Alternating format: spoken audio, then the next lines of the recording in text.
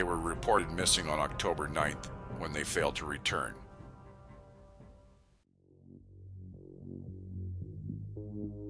The truck was found on October 16th by a sheriff's search team parked on a remote trail roughly 2.5 miles from the nearest road.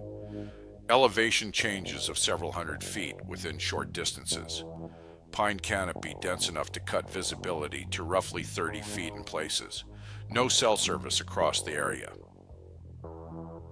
What was inside that truck became the foundation of everything that followed. $32,000 in cash, confirmed real by investigators.